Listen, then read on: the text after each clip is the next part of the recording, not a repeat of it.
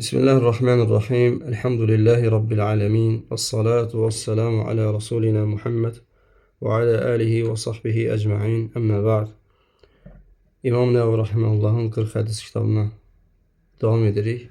Növbəti hədis 11-ci hədisdir və buyurur ki, hədisin mətnində An Əbi Muhammedin Əl-Həsən ibn Ali ibn Əbi Talibin صبت رسول الله صلى الله عليه وسلم وريحانته رضي الله عنه قال حفظت من رسول الله صلى الله عليه وسلم دع ما يريبك إلى ما لا يريبك رواه الترمذي والنسائي وقال الترمذي حديث حسن صحيح حديث حسن صحيح.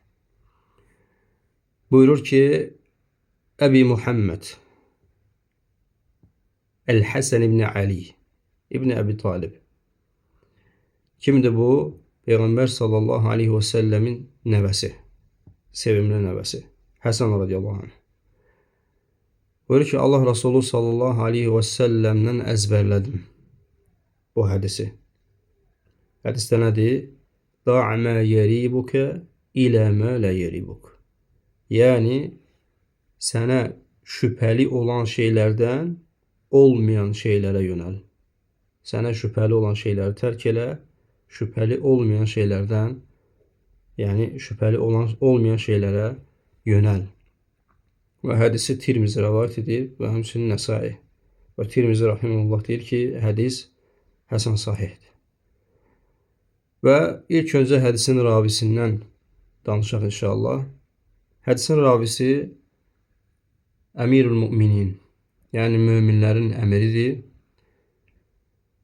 Rayhanətu Rasulullah sallallahu aleyhi və səlləm. Rayhanə nə deməkdir? Allah Resulü sallallahu aleyhi və səlləmin reyhan qoxulu nəvəsi.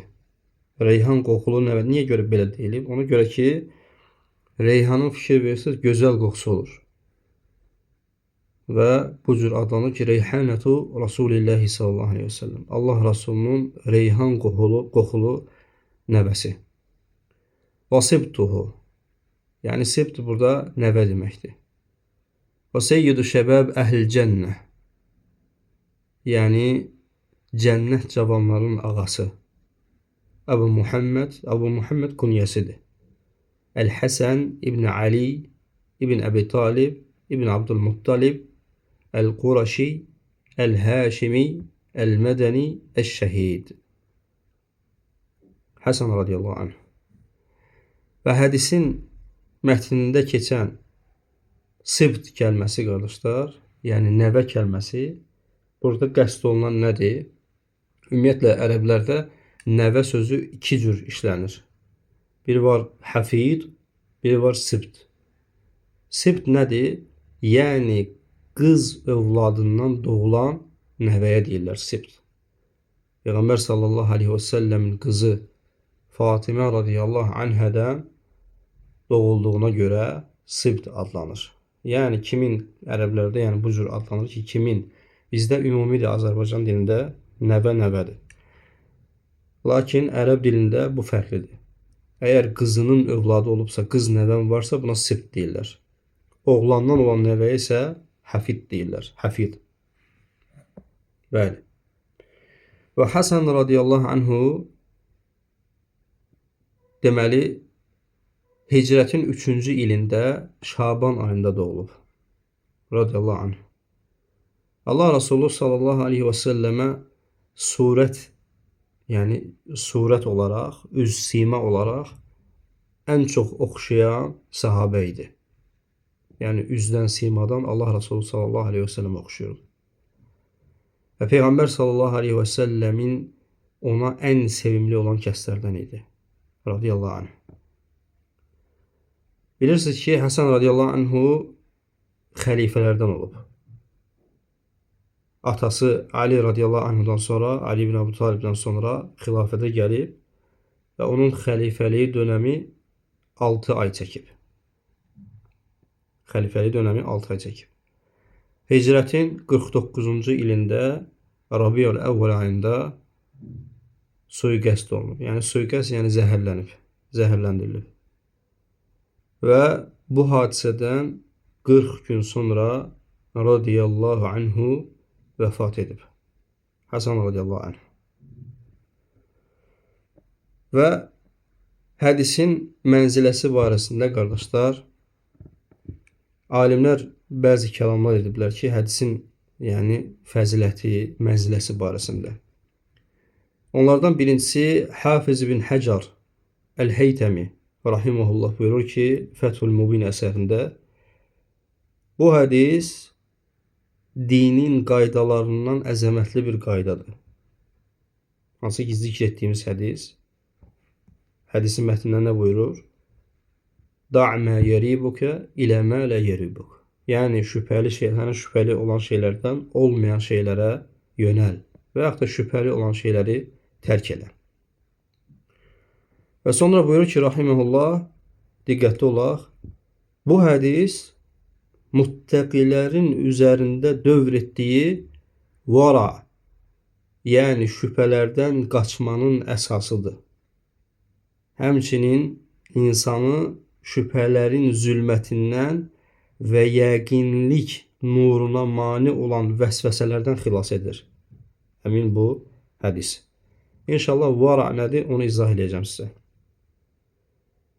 Və sonra Abu Talib Əl-Məkki rahimehullah buyurur ki, bu hədis varanın yarısıdır. Varanın yarısıdır. Vara qardaşlar, yəni insan necə, məsələn, bir kəs barəsində deyirlər ki, məsələn, bunu inşallah hədis kitablarında, rizal kitablarında görmək olur. Yəni, məsələn, bir insanı tərifləmək istəyəndə deyirlər ki, filan kəs vara əhlidir. Filan kəs vara əhlidir. Yəni, o kəs axirətdə zərərindən qorxulan şeyi tərk edən insandır. Yəni, fikirləşir ki, bu mənə axirətdə faydası olmayacaq. Axirətdə əksinə bu mənə zərər vura bilər. O şeyi tərk edən insanlardılar. Vara əhlidirlər. Və həmçinin Hafiz bin Həcar Əl-Əsqəlani rahimehullah buyurur ki, Fəthül Bəridə bu hədisin mənası belədir. Əgər bir şeydə şübhəyə düşdünsə, onu burax. Əgər bir şeydə şübhəyə düşdünsə, onu burax. Və deyir, bu sənin bunu etməyin nədir? Varanın əslidir. Varanın əslidir. Hədisin mətnində buyurur ki, Peyğəmbərimiz sallallahu aleyhi və səlləm da' mə yeribukə. Burada yeribuk nə deməkdir? Yəni rayb sözündəndir. Yeribu raybən. Yəni şübhə. Və huvə şək. Yəni şək, şübhə olan şeylər. Yəni sənə şübhə verən şeyləri tərk et. Səni şübhəyə, tərəddüdə, yəni hər şeyi tərk edib şübhəyə salmayan şeylərə yönəl. Səni şübhəyə salan, tərəddüdə salacaq şeyləri tərk edib şübhəyə salmayan şeylərə yönəlməyin. Və bu qayda, bu hədis və ümumi olaraq bu qayda qardaşlar, həm din və həm də dünya işlərinə aiddir. Təkcə din yox, həmçinin dünya işlərinə də fayda verir. Və bunu tətbiq etdikcə, bu hədisi tətbiq etdikcə insan şübhələrdən qurtulur. Və sən həyatında bu şeyi tətbiq etdikcə görəcəksən ki, insan həqiqətən də şübhəli şeylərdən qurtulur. Və ona görə də hədisin tamamında gəlir ki, فَإِنَّ الصِّدْقَ تُمَأْنِينَةٌ وَإِنَّ الْكَذِبَ رِيبَةٌ. Yəni həqiqətən doğruluq, sidq, doğru danışma rahatlıqdır. Yalan isə şübhədir. Yalan isə şübhədir. Həmçinin Tirmizinin rəvayət etdiyi hədisdə buyurur ki, لَا يَبْلُغُ الْعَبْدُ أَنْ يَكُونَ مِنَ الْمُتَّقِينَ حَتَّى يَدَعَ مَا لَا بَأْسَ بِهِ حَذَرًا مِمَّا بِهِ الْبَأْسِ. Hədaran mimmə bihil bəs. Buyurur ki, qul günah olan, yəni qul qorxur ki, bir şey günah ola bilər. Şübhədədir. Bu şey günahdır yoxsa yox. bu şey haramdır yoxsa yox, bu şey məkruhdur yoxsa yox. Və deyir ki, qul günah olar qorxusu ilə şübhəli şeyləri tərk etmədikcə müttəqilərin dərəcəsinə çata bilməz. Yəni, nə qədər sənin həyatında o şübhəli şeylərdən çəkinəcəksənsə, o şeylərdən qorunmuş olacaqsan.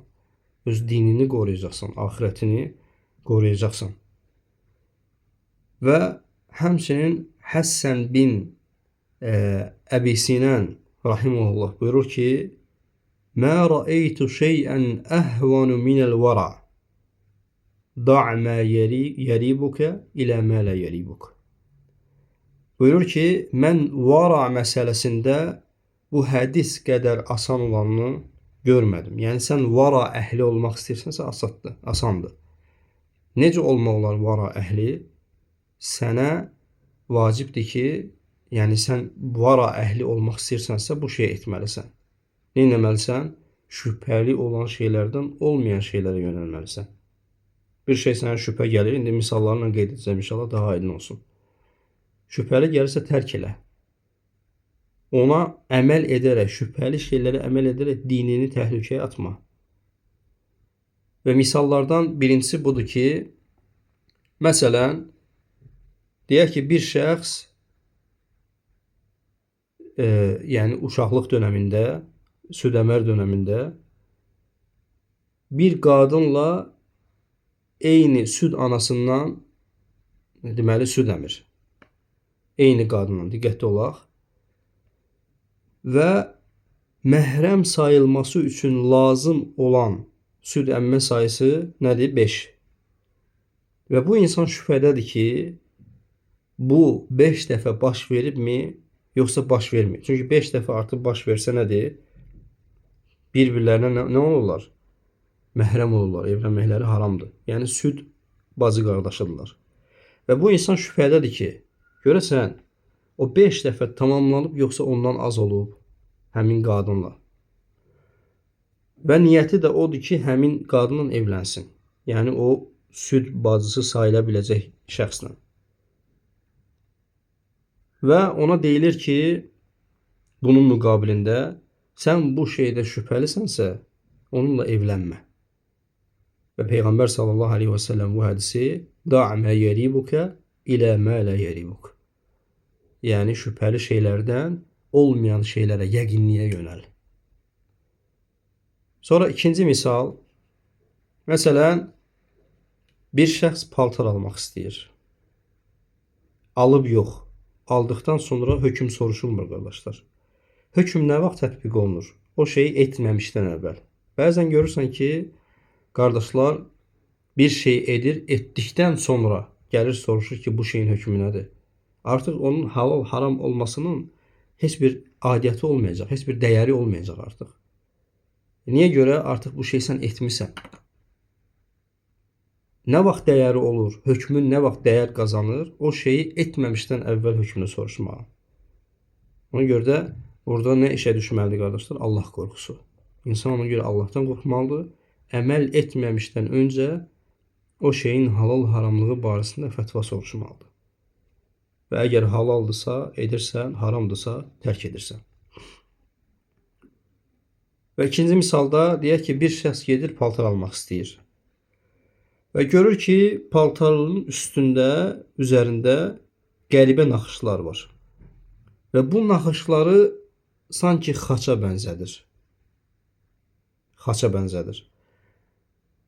Və əmin deyil ki, bu həmən o naxışlar xaçdır yoxsa yox. Yaxşı, o insan üzərinə vacib olan nədir, qardaşlar? O insanın üzərinə vacib olan odur ki, vara əhli olmaq istəyirsənsə, ki, təriflənən bir məqamdır, müttəqilərin məqamıdır. O məqama bu hədisə əməl etməmiş çata bilməyəcəksən. Tərk et, qardaş. Da' mə yeribuka ilə mə la yeribuk. Başqasını al. Yəni halal olanını. Şübhəli olan şeylərdən olmayan şeylərə yönəl. Ona görə biz dedik ki, Peyğəmbər sallallahu aleyhi və səlləmin gərəkdir ki, bütün zikr etdiyimiz hədislər bizim həyatımızda tətbiq olunsun, qardaşlar. Və insanın eşitdiyi şeyə əməl etməsi bu cür olur. Getdin paltar dükanına, gördün ki, üzərində elə bir şeylər var ki, onun halallığı və haramlığı barəsində heç nə bilmirsən. Şübhələnirsən. Tərk et. Tərk et. Bu zərurət deyil ki, elhamdülillah. Və bunu elədiyin təqdirdə sən vara əhli olursan. Allah Taala'nın izni ilə.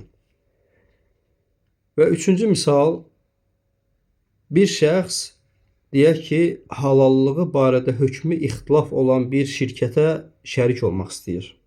Yəni birdən əlində pulu var, istəyir ki, bir şirkətə şərik olsun. Və o şirkətin gördüyü iş barəsində, yəni bu halaldırmı, haramdırmı, şübhədədir. Və bu məqamda da onun üzərinə düşən nədir? Peyğəmbər sallallahu aleyhi və səlləmin bu hədisinə nə etmək? Əməl eləmək. Da' mə yəribukə ilə mə lə yəribuk. Və sən bunu etdiyin müddətcə müttəqilərin dərəcəsini qazana bilərsən Allah Taala'nın izni ilə. Və həmçinin qardaşlar, bundan qabaq keçdiyimiz hədislərin birində Nu'man ibn Bəşir radiyallahu anhunun hədisini keçmişdik biz. Hansı ki, halallar da bəllidir, haramlar da bəllidir və ortası nədir? Şübhəli olan şeylərdir. Və Peyğəmbərimiz sallallahu aleyhi və səlləm buyurur ki, kim bunlardan çəkinərsə, öz dinini və irzini qorumuş olar. Və bu hədis fikir versəz ona yaxın mənadadır. Eyni mənalıdır. Şübhələrdən çəkin, şübhəli olmayan şeylərə yönəl. Kim şübhəli şeyləri tərk edərsə, öz dinini və irzini qorumuş olar. Və hətta alimlər buyurur ki, bəzi alimlər elə bu iki hədisi bir yerdə şərh edirlər. Eyni mənalı olduğuna görə. Yəni bir növ həmin hədisin mənasındadır bu da. Əgər bir şey şübhəlidirsə, tərk et qardaş. O şübhəli şeylərə insan əməl edə. Çünki Peyğəmbər sallallahu aleyhi və səlləm Nu'man ibn Bəşirin radiyallahu anh hədisində bizə nə demişdi? Bizə demişdi ki, sallallahu aleyhi və səlləm, əgər sən bu şübhəli şeyləri etməyə təkrar, israrlı olarsansa, sənin harama düşməyin qaçınmazdır. Hansı ki, o bir çobana bənzətmişdi. Bu çobanın misalını vermişdi ki, yəni qoyun sürüsünü o sərhəddə otladan bir çobana bənzəyir. Yəni o qoyunların o sərhəddi keçməsi qaçınılmazdır. Ona görə də Allah Taala'nın o sərhəddi haramlarıdır qardaşlar. Hüdudları da Allahın. Nə qədər sən o hüdudların ətrafında gəzəcəksən, o haramlara düşmə ehtimalın böyükdür. Və nə qədər o harama aparan yollardan, o şübhəli şeylərdən çəkinirsən, insan öz dinini və irzini qorumuş olar. Dinini və irzini. Yəni din deyəndə nə qəsd olunur? Harama düşmək qəsd olunur. Yəni sən haramlardan qaçınasan və haramlar əgər düşdünsə, o sənin dininə ziyan vuracaq. Qiyamət günü Allah Taala'ya cavab verəcəksən. Və irzini necə qorumuş olur insan? Və insan irzini o cür qorumuş olur ki, o şübhəli şeylərdən qaçınmaqla o müsəlman kimliyini, müsəlman kişiliyini qorumuş olur. Ki, onun adına söz gəlmir. Şəxsiyyəti alçalmır. Bəli, və bu hədis eyni zamanda şəriətdə olan bir qaydanın nə idi? Təməllərindən biridir, qardaşlar. O da hansı qaydadır? El-yaqinu la yazulu biş-şək. El-yaqinu la yazulu biş-şək. Yəni, yəqin olan bir şey şək və şübhə ilə aradan qalxmaz. Nə deməkdir bu? Sən bir məsələdə yəqinlik üzərindəsən, sonra sənə şübhə gəlir, şək gəlir. Və sən bu hədisi burada necə tətbiq edəcəksən? Bu hədisi orada tətbiq edəcəksən ki, o şübhəli şeyi tərk edəcəksən. O şübhəni tərk edəcəksən. Və şübhə olmayan əməl üzərində davam edəcəksən.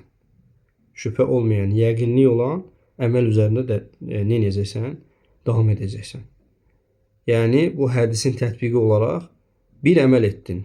Məsələn, deyək ki, dəstəmaz aldın. Hətta Yəni bu şeyləri izah edirəm ki, bayaqki məsələlərdə dünyəvi məsələlər var idi.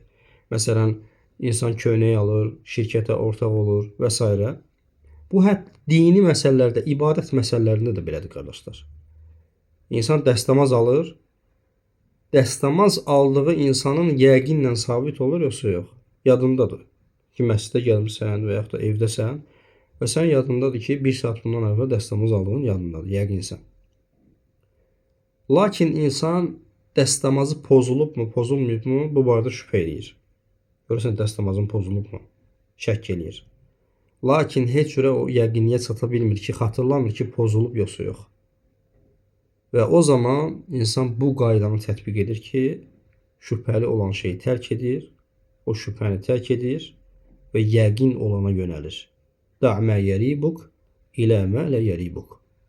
Yəni şübhəli olan şeyləri tərk et, yəqin olana, şübhə olmayan şeylərə yönəl.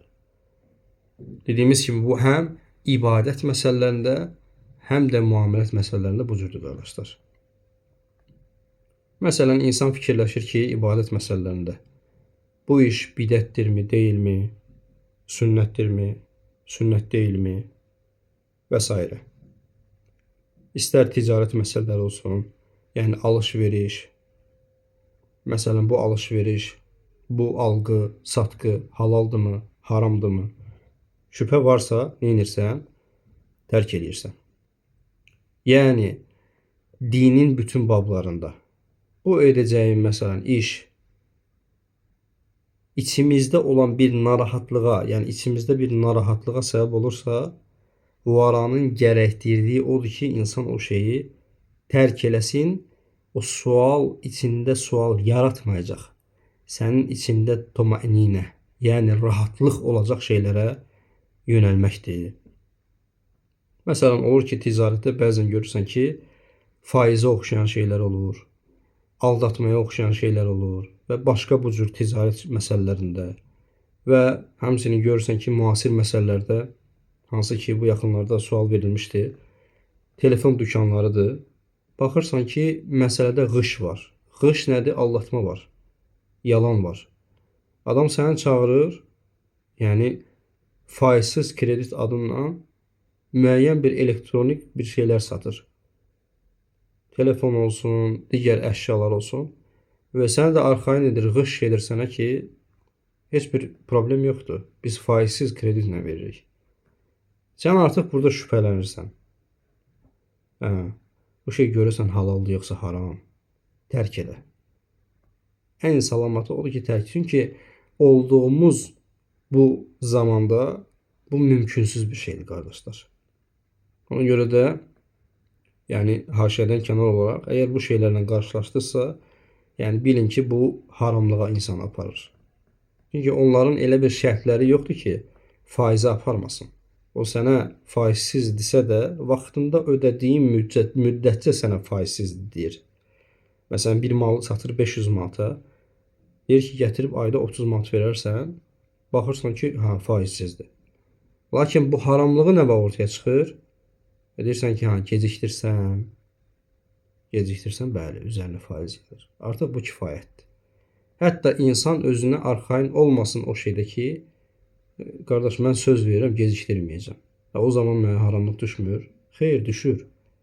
Çünki onların o sözləşmədə şərt olaraq sənə təqdim etdiyi o şərtə razı olduğuna görə. Onlar şərtdə nə qeyd edirlər? İnsan gecikdirsə, üzərinə faiz gələcək. Falan qədər faizlə əlavə ödəyəcəksən. Və bu harama düşmək olaraq kifayət edir ki, sən artıq ona Allahın haram etdiyi şeyə razı olduğuna görə. Ona görə diqqətli olmaq lazımdır. Yəni bu aldadan şəbəkələr, bu aldadıcı şəbəkələr çoxdur. Dinimizi və irzimizi qoruyaq qardaşlar. Və deməli bu şeylərdə, yəni bu şeylərə bənzəyən bir işdə tərəddüd etdinsə, soruşacaq elm əhli yoxdursa, və soruşacaq elm əhli varsa soruş. Eyib etməz. Allah Teala buyurur ki, "Fəsəlu əhlə zikri in kuntum la ta'lemun." Və bu hər birimizin üzərinə fərd olaraq, kiçikdən tutmuş böyüyə qədər hər birimizə Allah Teala'nın vacibidir bu. Hər bir öz elminə güvənmə. Əgər elm əhlisənsə, ictihad eləyə bilirsənsə, dəlilləri araşdıra bilirsənsə, əla, nə gözəl. Lakin buna qüdrətin çatmırsa özünü aldatma. İctihad etmə. Çünki sənin nəfsinin əmr elədiyi pisliklərə tabe olacaqsan nəticədə. Harama düşəcəksən. Ona görə insan, yəni sıravi insan, elm əhli olmayan insan nə etməli? Allah Taala'nın bu əmrinə boyun əyməlidir. Allah Teala ne buyurur? Ves'alu ehle zikri in kuntum la ta'lemun. Bu bizim hayatımızda bir qayda olmalıdır kardeşler. Bakma sen sual verdiğin insan uşaqdır, böyükdür, balacadır, qadındır, kişidir. Elm əhlidirsə vəssalam. Allah Teala sənə vacib edib. Bəzən görsən şeytan insana kibir qiyafəsi geyindirir. Yaşı azdır, səni soruşmaqdan çəkindirir. Və deyirsən, o uşaq təşi. Ondan mən nə sual sorsacağım? Və gedir özü əməl eləyir. Subhanallah. Subhanallah. Sən onun elminə baxmalısan, qardaş. Onun yaşına, üzünün, simasının, paltarının necəliyinə yox. Allah sənə vacib edib. Sən vacibi tərk edirsən. Və onu gördüyüm mövzumuza uyğun olaraq eğer soruşacaq elm əhli varsa vacibdir soruşmaq. Soruşursan ki, qardaş, və yaxud da şeyx, və yaxud da tələbə, bu şey halaldır yoxsa haram? Və o fətvaya uyğun da əməl edirsən. Əgər yox, sənin soruşacaq bir yerin yoxdursa, elm əhli yoxdursa, üzərinə düşən Allah Resulü sallallahu aleyhi və səlləmin bu hədisinə əməl etməkdir. Əgər muttəqilərdən, vara əhlindən olmaq istəyirsənsə, bu hədis sənin yadına düşməlidir. Da' mə yeribuk ilə mə lə yeribuk. Baxmayaraq ki, o eləcəyin addım sənin xeyrinə belə olsa tərk elə. Sənin xeyrinə belə fikirləşsən ki, bu mənim xeyrim ola bilər. Xeyir əldə edə bilərəm. Unutma ki, elmsiz insanın, yəni neçə xeyir istəyən var ki, ona çata bilməyib, qardaşlar. Ona görə elmsiz insanın xeyri fikirləşməsi ki, o şeydə xeyir var, onun əksi də ola bilər. Onun əksi də ola bilər. Ona görə diqqətli olmaq lazımdır. Və təqva əhlinin, muttəqilərin, varanın, qeyd etdiyimiz o varanın sənə tələb elədiyi, səndən istədiyi şey, əgər o elm, yəni təqva əhli olmaq istəyirsənsə, nə etməlisən? Tərk etməlisən. Bu varanın tələb etdiyi şeydir. Məsələn, insan bu şeylərdən biri də, yəni məşhur yayılmış şeylərdən biri, İnsan uşağına məsələn ad qoyur, hansı ki alimlərdən birinə soruşulmuşdu bu sual. Uşağına ad qoymaq istəyir, bilmir bu adı qoymaq olar yoxsa yox. Və deməli cavab olaraq o qədər adlar var ki, qardaş. O qədər şəriətdə o gözəl sahabələrin, Allah onlardan razı olsun, adları var ki. İnsan niyə görə bundan ötürü özünü, yəni bilmədiyi, şübhəli olduğu şeylərə yönəlməlidir ki?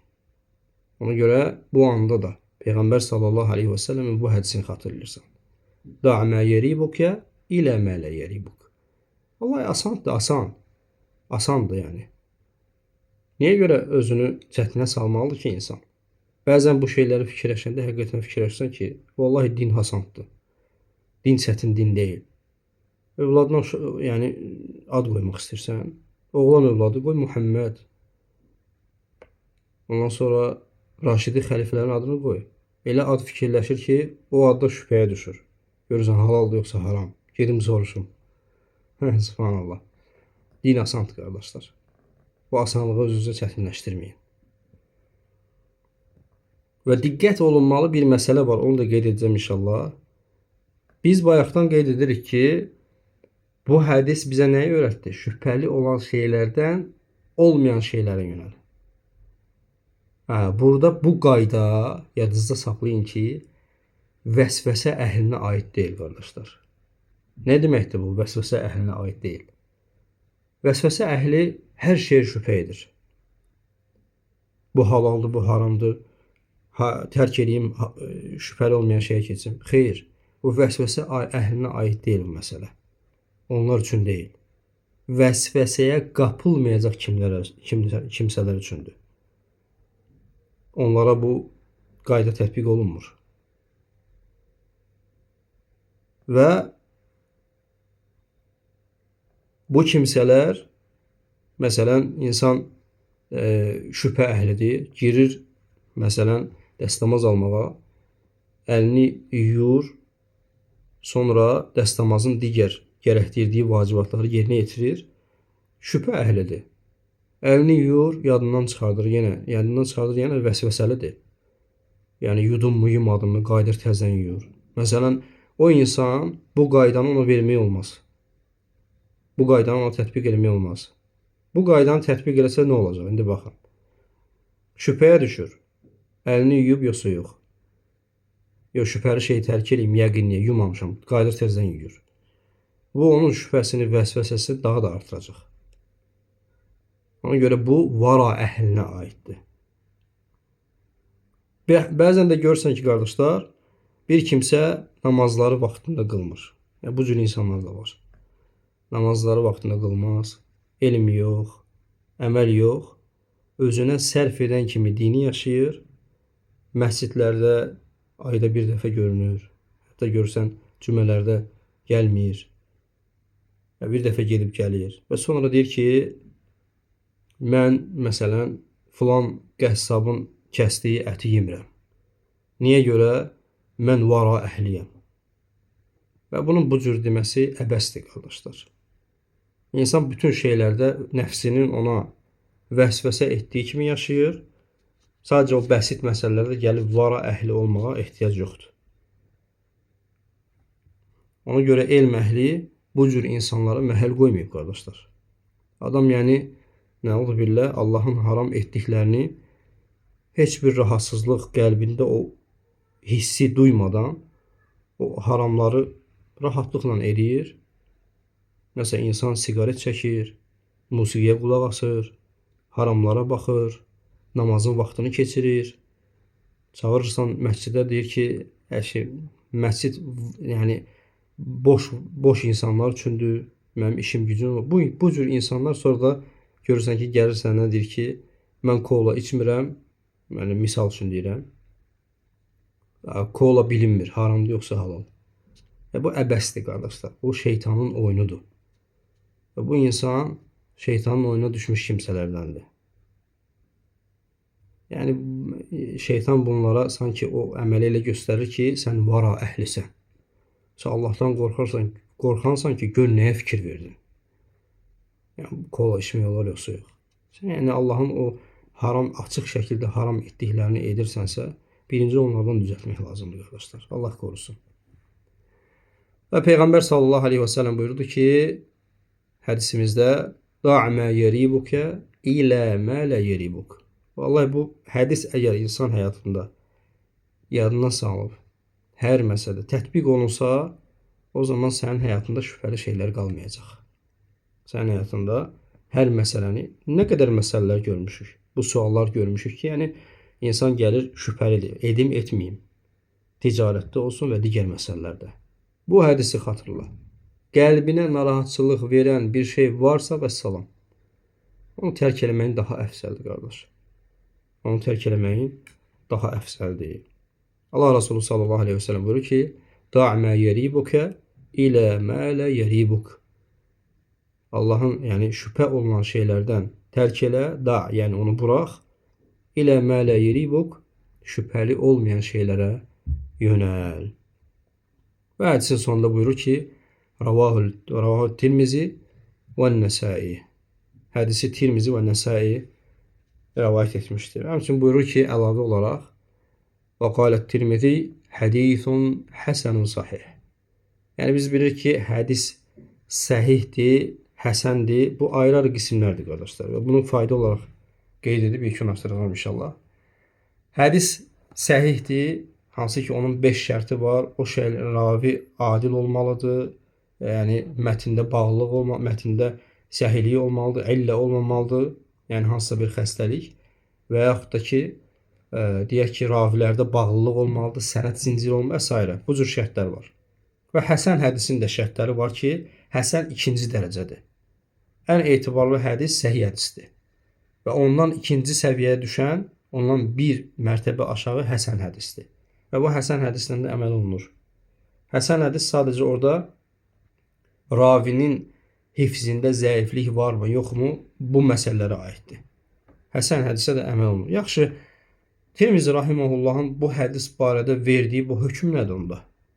Həsən sahih nə deməkdir? Ya hədis səhih olar, ya həsən olar. İkisi bir arada necə ola bilər? Və bu hədis əsl etibarıyla bu cür olur. Əsl etibarıyla bir hədis ya səhih olur, ya da həsən olur. Bu termin qardaşlar, inşallah hədis elmini keçəndə bu barədə danışacağıq. Sadəcə fayda olsun deyə zikr edirəm. Bu termin, yəni həsən sahih demək, harda rastlasaz bilin ki, bu sadəcə Tirmizi rahimehullahın işlətdiyi termindir. Tirmizinin işlətdiyi termindir. Və burada qəsd etdiyi barədə elm əhli, yəni Tirmizi nəyi qəsd edib, elm əhli bu barədə danışıblar. Onlardan biri də Hafiz ibn Həcər rahimehullah. Buyurur ki, əgər Tirmizi bir hədisə belə deyirsə, yəni həsən sahih, və əgər o hədis bir yolla sadəcə gəlibsə, yəni bundan başqa yollarla gəlməyib bu hədis. Ola bilsin istilahlar ağır ola bilər. Sadəcə fayda babından izah edirəm bunu. Tək bir yolla gələn hədisdirsə, deməli Tirmizi rahimehullah o hədis haqqında həsəndirmi yoxsa səhihdirmi? Şübhədədirsə bu cür adlandırır. Bir yolla gələn hədis, əgər bir yolla gəlibsə, Tirmizinin bu cür işlətməsi ki, həsən sahih, deməli Tirmizi nə edib? Şübhədədir ki, o həsəndir, yoxsa sahih. Bəli. Yox, əgər hədis birdən çox yollarla gəlibsə, məsələn, burada gələn yol nədir? Əbu Muhammed Həsən. Yəni, Həsən radiyallahu anhudan gəlib və ondan da rəvayət edən ravilər. Və görürsən ki, başqa ravilər başqa yolla bu hədisi gətiriblər. Və bu ikinci yoldur. Və əgər bir hədisin bu cür ikinci yolları varsa, iki yolla gəlibsə, Tirmizi bu hədisə deyir ki, həsən sahihdir. Yəni, həsən sahih deyəndə buradakı qəsdi nədir? Yaxşı, bir yolla gələni başa düşdük. Şübhədədir ki, həsəndir, yoxsa sahih. İki yolla gəlibsə, Tirmizinin qəsdi odur ki, bu hədislərdən biri həsəndir, digərisi səhihdir. Yəni, Tirmizinin qəsdi həsən sahihdə bu cürdür. Və Allah Teala aləm, bunu inşallah dərinliyinlə mustalah hədis elmini keçəndə öyrənəcəyik. Allah Teala sözlərimizdə bir gözəllik varsa, Allah və Rasulunun sözlərinin gözəlliyindəndir və bir eyib varsa, nəfsimizdəndir və doğrusunu Allah bilir. Və elhamdülillahi rabbil alemin.